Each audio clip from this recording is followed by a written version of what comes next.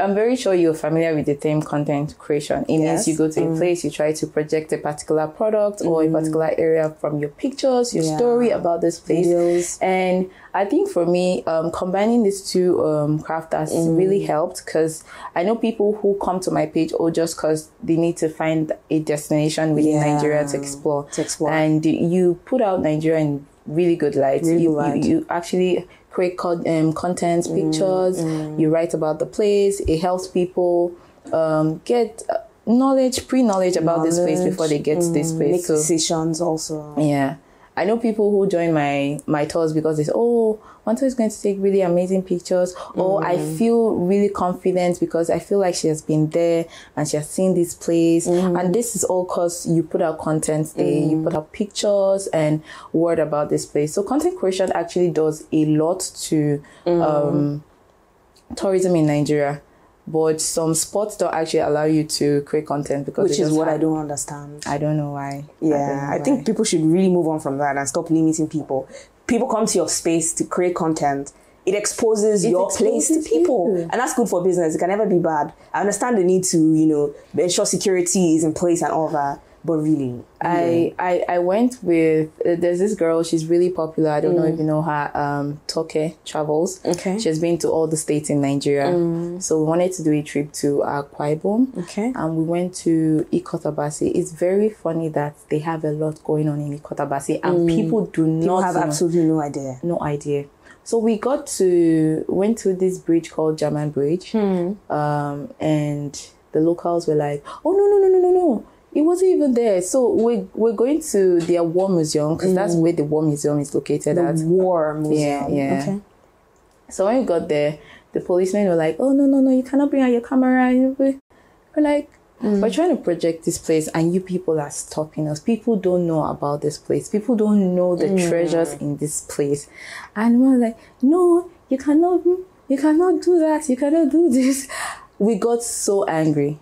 And we had to move away from there. We went into the villages and we had to meet someone. Please, can you actually follow us? Because we want to do a vlog of this place. They actually have the Lord Lugard's office there. They have his house there. They have the museum. They have Anutaiwa Beach. They have a lot going on there. They have the Bridge of No Return. And people actually... Sounds interesting. It's really interesting. But I'm going to say this. Not all travel is for the purpose of tourism. Most are for seeking greener pastures elsewhere. And according to a recent study, about 12,595 Nigerians relocated to Canada in 2019. And 73% of our population here in Nigeria is ready or willing to relocate permanently abroad with their families. So, I mean, people are traveling, but not for the purpose of tourism. So what's a better way to go out and see the world? Is it to move out permanently, go and explore the opportunities, employment, academic opportunities, go outside and see what the world is like? Is it to move out permanently or, to just travel occasionally? What's the best way to go out and see the world?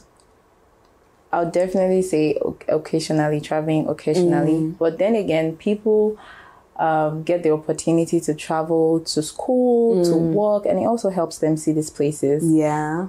But I'd always say, because I advocate for going out, seeing the world and coming back to make money. But if you feel like you're going out to make money, obviously you can travel. Now, one thing about traveling from Nigeria, or traveling with the Nigerian passport is, if you've not been to the UK, you've not been to US, Schengen countries, basically, you don't have access to travel to loads of countries. So she needed to go to Canada, UK rather, so she can actually have access to travel to a particular country. Yeah. So that's another thing. So if you travel, that's an added advantage. Yeah, right? It really helps. It really helps. It really does help. Okay. I want us, lastly, to talk about the challenges. With traveling, do you face challenges of racism? As an organizer, what are some of the hardest things that you see when you're trying to get your job done? Is it, you have a green passport, go and sit down? There are a lot of stereotypes, and mental images that people have about Nigerians. So what are some of the challenges that you face? It's terrible. I'm very happy that you brought this up, because it is actually terrible.